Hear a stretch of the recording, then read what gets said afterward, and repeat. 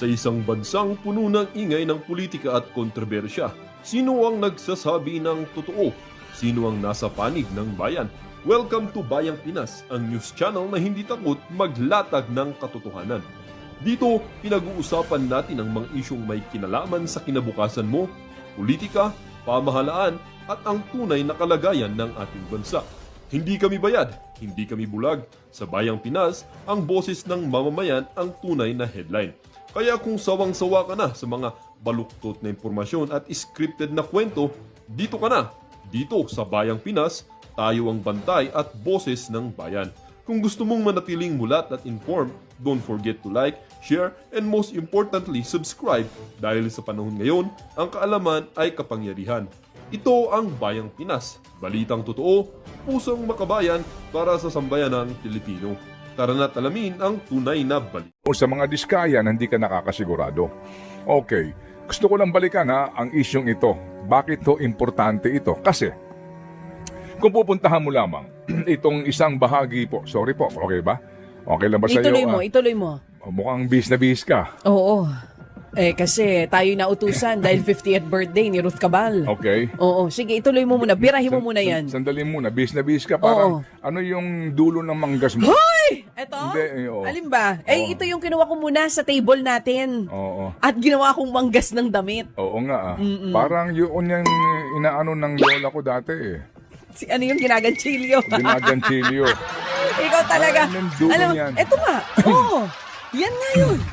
Uso na yan ulit ngayon. Okay. Naitabi mo pa ba yung mga ginanchilyo ng lola mo? Oo. Oo. Kaya pala kanina nangangamoy Alin? Ha? Formalin. Ikaw talaga.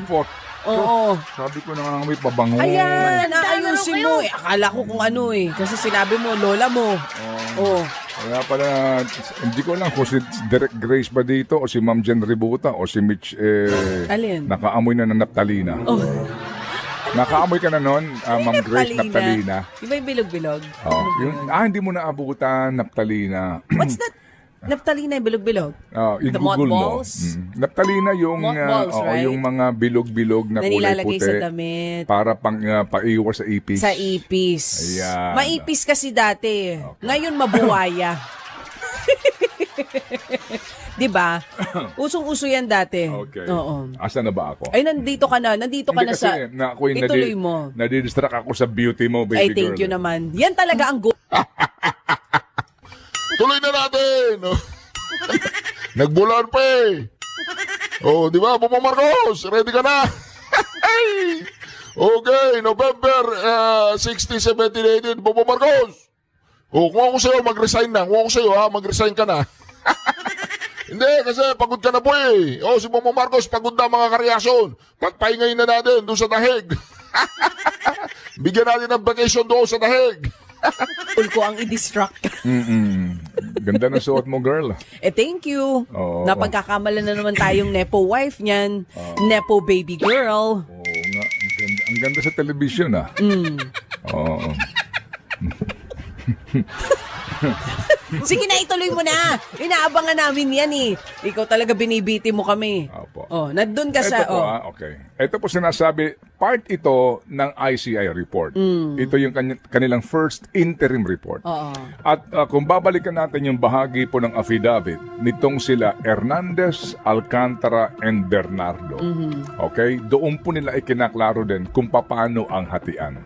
Sabi po dito, once the projects were reflected in the NEP, National Expenditure Program, or GAA, ito ho yung taga-DPWH, yung Rivera na sinasabi. Rivera would make a summary of the projects while Engineer Alcantara would then choose the contractors who would implement the project. This would then trigger the payment of obligations or SOP to the proponent. An advance payment of 10% of the budget allocation when the NEP is released, while the remaining 15% would be paid off to the proponent when the GAA is passed. If the insertions were included in the GAA, the whole 25% SOP is given to the proponent. The This 25% payoff is advanced by the contractors to ensure that the project will be awarded to them. In particular, sabi niya rito their testimonies named the following and detailed their participation. Okay. Actually, itong sinasabi dito ng ICI, bitin ito, may kulang ito Meron sila ditong kinaligtaan o iniwasan dito po sa kanilang ICI. Kayo ICI, talaga naman Oo. Meron ditong may mga binanggit si Bernardo nung una na hindi kasama dito. And si Bernardo po ang nagdidikta kung kailan siya lalabas o sisipot sa ICI. Yan po ang katotohanan dito. Baliktad na po ngayon ang ICI po ang taga-oo lang kung kailan sisipot itong si Bernardo. Si Bernardo po dapat sumipot nung 12 kahapon. Yes, pang ilang beses na ito, di ba? Napuspon po ito on the 17th. May sinasabi daw po na mukhang yun nga, may mga agam-agam kung ganun pa rin ba ang kanyang testimonya tomorrow. In preparation sa kanyang 17th of November na pagharap po sa ICI. Abangan po natin ito. So ngayon, ito ang issue dito mga kapatid. Okay. Ang lahat ng ito hindi mangyayari kung wala si proponent. Meaning, wala pong kickbackan dito kung wala si proponent. Sino si proponent? Legislator. Okay? Ngayon mga kapatid, ganito po ang nangyari na naging masyado na pong sakim ang iba sa laki ng hinihingi na komisyon ni proponent. Kasi po, si proponent, 25%. May mga pagkakataon daw na umaabot ng 30% sa kanilang affidavit. So kung ang halaga po ng proyekto, 100 milyon eron, agad-agad 25 million kay proponent. Maghahati-hati pa. Bernardo, 2%, etc. Kaya umaabot halos mga kapatid ng 40% ang ninanakaw doon sa mga proyekto kaya substandard. Kaya sila nag-ghost na para ma-deliver ng buo-buo yung hinihingi ng proponent. So meaning, dito hindi mangyayari ito kung wala si proponent. Yung sinasabi ni Vince Dizon na may mga makukulong, magpapasko sa kulungan, si Zaldico ang unang ididemanda nila. Hindi makukulong yun, hindi uuwi yun. Di po ba? Hindi uuwi yun. Hindi makukulong yun. So ang makukulong po dito, ito pong mga dilis. Yung pong ilang siguro itong mga contractor din na umamin, na baka maging state witness din. So bottom line dito mga kapatid, sa sinasabi nila may makukulong, wala pong proponent malamang ang makukulong dito. Lalo na yung mga proponent na naglaan ng malalaking pondo hango sa affidavit nitong mga testigo na baka biglang magbago na ng testimonya. Patay kang bayan ka. Patay kang bata ka. Papayag ba tayo? Na mga dilis lang ang makukulong? Yan ang sitwasyon ngayon. Opo. Tapos naririnig pa natin na may nagsasabi na posibleng mabago yung testimonya ng mga testigo. Okay. So parang alam na natin kung saan papunta. Nako po. Tuloy po ang Pasko, definitely, para sa mga Katoliko at Kristiyano. Tuloy po ang Pasko. Of course, tayo, we look forward sa Christmas, sa ating family bonding, sa ating pong gift-giving, sa ating pong pagtitiis, kung ano lang ang kaya na. Yan din po ang sinabi ni Bongbong Marcos. Ngayon, meron po siyang press conference, mga ka-reaction, na wala na daw pong Pasko. Magano daw po, mamamasko sa kulungan ang mga sangkot dito sa katiwalian. Baka siya, ang tanong ko lang kay Bongbong Marcos kung mamamasko pa rin siya bilang isang presidente. Tanong lang. Mamamasko ka pa rin ba, Bongbong Marcos, bilang isang presidente? Yun ang Pasko natin. After all, hindi naman po sa material na bagay ito talaga Hindi ba sabi ko nga, kung buhay pa ho tayo, nakakasama po tayo, we are so glad and so happy and so thankful and so blessed, right? Pero itong mga proponents na ito, ang Pasko nito, malamang po mga kapatid, sa Europa, sa Amerika, sa Canada, o kung sa Pilipinas po, sigurado po, lahat na po ng mamahaling hamon meron sila at mamahaling prutas. At ang kanilang gift-giving, bagamat siguro dahil sila medyo asiwa na ngayon, baka pasikreto na lang ang kanila pong mga mamahaling mga regalo. Yan ang katotohanan. Kaya again, mga kapatid, sa gitna po nito, focus pa rin po tayo. Ako po lamang naglalahad po ng aking sariling personal na opinion dito, damdamin at kaisipan dito sa isyong ito because this is what is happening now. Yun! Anong tingin mo, baby girl? Eh ngayon, ang tanong, papayag ba tayo? Ha? Yan ang tanong ko sa taong bayan. Papayag ba kayo na walang makukulong, na malalaking isda, puro na lang maliliit, ikukulong saglit, Opo, tapos opo. palalayain din naman sa dulo? Oo, ito hong sinasabi na may mga magpapasko, may mga makukulong, mga kapatid, siguradong may makukulong. Pero yung pong mga mismong may pinagsimulan ng lahat ng ito, walang makukulong. Prove us wrong and think about it. Halika dito! Kinakausap pa kita! Ninakawan mo kami kaya kami binabaha! Halika dito! Nako mga ka-reaction. Yan ang sinasabi natin mga ka-reaction eh, di ba? Ito, dito muna tayo mga ka-reaction kay Manong Chavit Singson. Administration is under fire due to the flood control scandal. Billions worth of taxpayers' money were squandered by officials behind substandard and even non-existent infrastructure projects. The president has formed an independent commission on infrastructure to look into this, but the public is still not satisfied. Recently, retired broadcaster and columnist Ramon Tulfo posted online a supposed list of powerful individuals plotting to destabilize the government. In a Facebook post, Tulfo tagged Vice President Sara Duterte, her brother, Davao City 1st District Representative Paulo Duterte, and former Ilocos Sur Governor Luis Chavit Singson as among the financiers of the alleged destabilization campaign. But Tulfo did not provide evidence to support his allegations.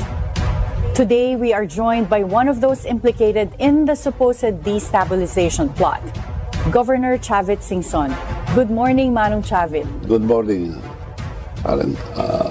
Oo, Manong Chavit, nagiging suki na po kayo dito kasi lagi na lang mayroong mga issues. Yes. And this time, this list of supposedly destabilizers of the government, bakit po nasama ang pangalan ninyo dito sa listahan na ito? Well, etong lumabas na ito, may naglabas na noon na attack dog, yung bayaran. Nagtaka ako kung bakit inulit ni Ramon Tulfo. The same. Nagde-destabilize, pinangalan kami lahat. Same names po to. Ha? Same names, yung sinasabi niyo Same, attack dog. same. Yung Talaga- attack dog po na binabanggit ninyo, sino po Yung ito? naglabas nito muna, yun ang bayaran. Parang vlogger or Yes. sa social media lang po. Ito, panakot nila sa mga na kumukontra sa administrasyon. Kami naman sa our focus on graft and corruption lang.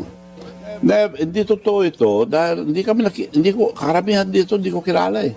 So hindi niyo Paano po kami- nakakausap tong mga to? Hindi kayo Wala. nag-meeting? Ang na-meet ko lang, pupunta sa bahay noon, si General Romeo Pokis. Wala akong maalala dito na nagpunta na eh.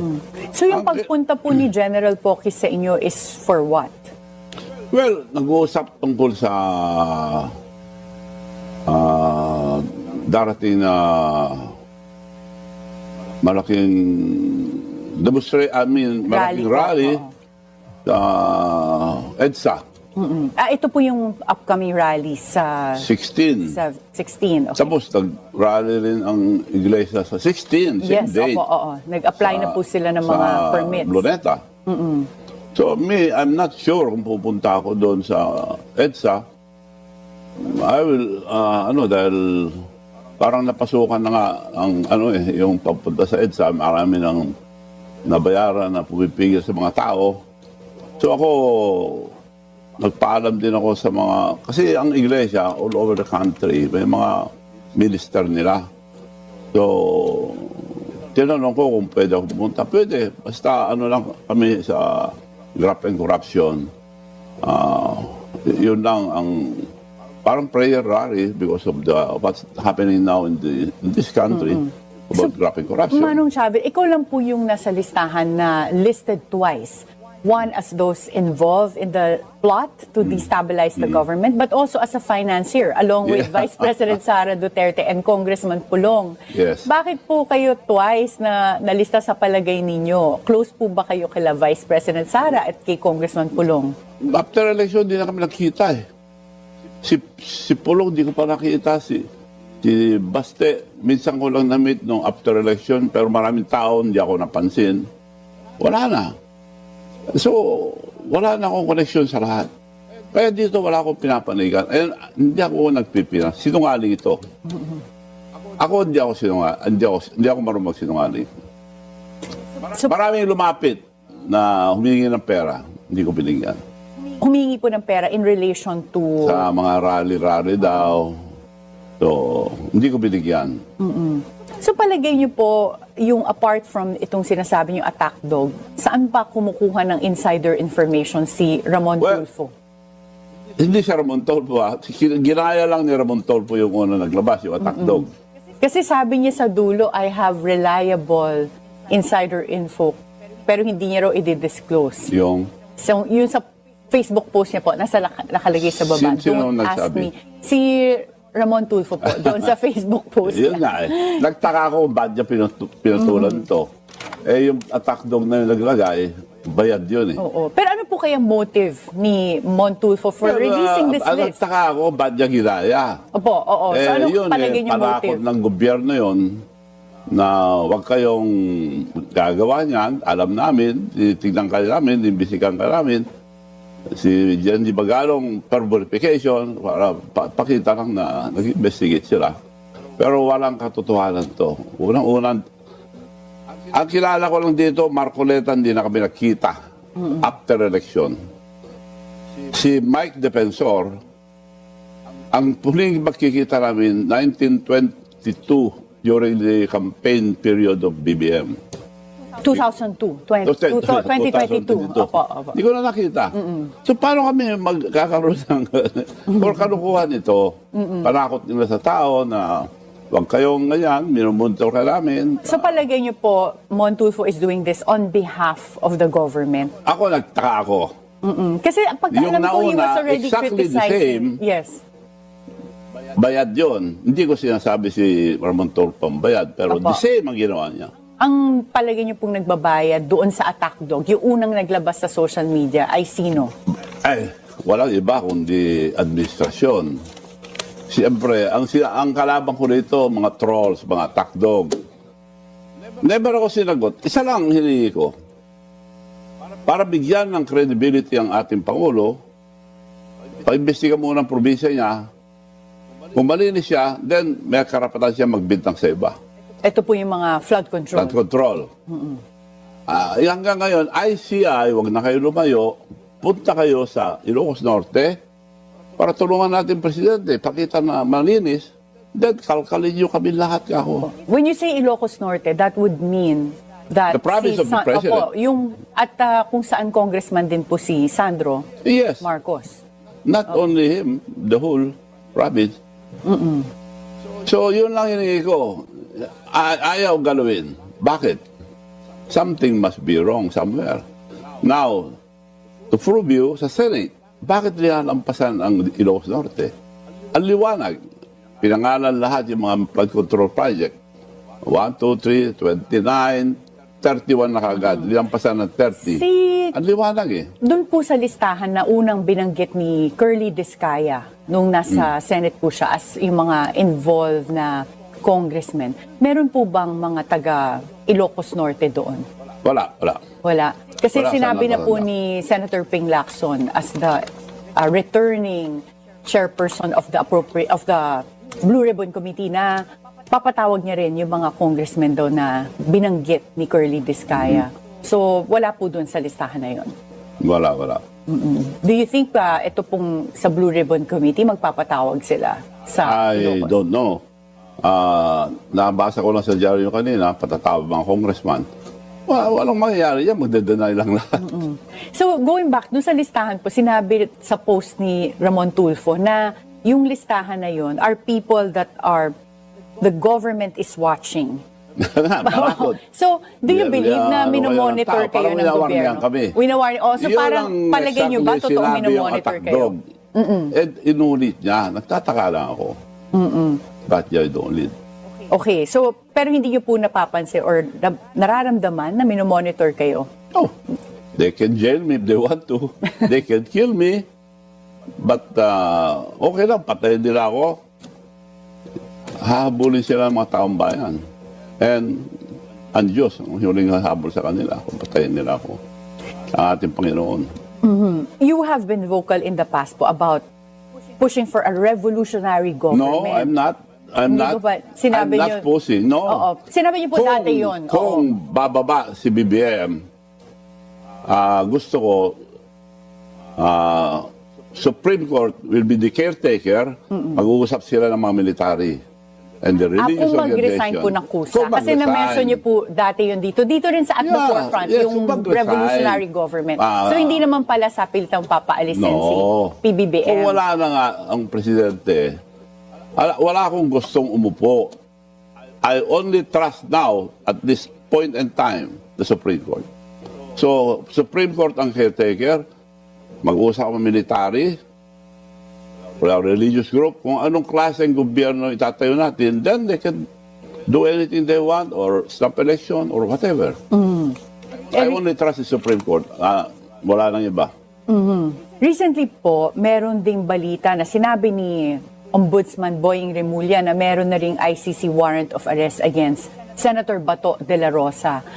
Palagay niyo po ba kung mag-cooperate na naman yung Pilipinas, assuming this is true, like mangyari ulit yung kay President Duterte na ipadala sa Hague naman, this time si Senator Bato de la Rosa? Ang gobyerno, pabor dyan. Pero hindi dapat dahil meron tayong hostisya rito, wala ba silang tiwala sa mga court natin? We have our own laws. May matitinong tayo sa Supreme Court.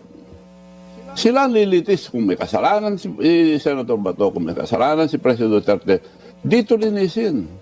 Do you think there's an effort to remove yung opposition or to weaken them in preparation for 2028? Kaya meron din linalabas na ito. But before you answer this question, we'll have to take a short break. At the forefront, we'll be right back. Nako, mga ka-reaction. Yan ang sinasabi po natin, mga ka-reaction, si Bato de la Rosa. Agree po ba kayo kay Senator Bato de la Rosa na susuko o magtatago muna at lalabas sa tamang panahon? Ano po, pabor po ba kayo na may padala sa ibang bansa ang ating senador na si Senator Bato de la Rosa? I-comment po ninyo yan sa comment section, mga ka-reaction. Matapos ang lindol, ang bagyong Tin, ang mga Ito po, mga ka-reaction, tuloy natin. Welcome back at the forefront. And we continue our conversation with former Governor Javed Singson. Manong Javed, so itong ICC warrant of arrest supposedly against Senator Bato de la Rosa, kung padala din po siya sa Hague, do you think there's an effort by this administration They can na do it. mabawasan yung mga tao ng opposition before 2028? Yan ang purpose. Pero ako, di ako pabor dyan dahil meron tayong sariling batas. And meron tayong Supreme Court. Kung may kasalanan yung mga taong yan, dito litisin dahil sarili tayong batas. We have good laws. But the implementation ng yun, like now, padadalo mo sa ibang bansa. Other countries like US. Pag nagkasala ang mga Americans dito, are American citizens, tinutulungan na embassy. Tama! Dito, yung nagkasala dito, padadala natin sa ibang country. Nako. Hindi maganda yun. Pangit You're yun. saying dapat we should exercise our sovereignty. Siyempre. Yes. Yeah. Ano, wala tayong tiwala sa ating country and our justice system. Saan tayo pupunta kung walang ganon? And I Nako. think sa Rome Kung may Statute kasalanan naman, man si President Duterte, dito lilitisin. Lilitisin dito. Para mas pupunta lahat ng mga testigo. yeah. And Manong Chavit, yung dito naman sa recent na magkasunod na typhoon, so you had Typhoon Tino and then Typhoon Uwang, nagkaroon ng mga kritisismo doon sa mga government officials na nawawala or nasa abroad nung panahon na meron tayong mga bagyo dito, lalo na Naku sa po. mga government officials na sa district nila yung nangyaring typhoon. Ano po ang pananaw ninyo? Ikaw, you were formerly a governor yourself. Pagka ba mga sakuna na ganyan, importante na mamanatili dito sa Pilipinas? Yes, importante yun. Dahil may warning na matagal eh. So, kung ako halimbawa, nasa abroad ako, takbo ka agad ako. We have to prepare. Tawag na ako sa opisina ko, prepare, darating ako. Paano po may naka-schedule na kayo na lakad abroad? I have to cancel it because that's the most important disaster na supposed to be the biggest, one of the biggest typhoon na darating. Binarnihan ko na matagal na aking kababayan. Maghanda kayo, may darating daw. So, As a fellow Hindi Ilocano, na ako umalis. do you agree with Isabela Governor Albano's view that he cannot do anything anymore? Siguro ang punto niya is, kahit nandyan pa ako, wala na akong magagawang iba pa. Pagka may typhoon, ito pong Typhoon Uwan, kasi nasa abroad po siya during that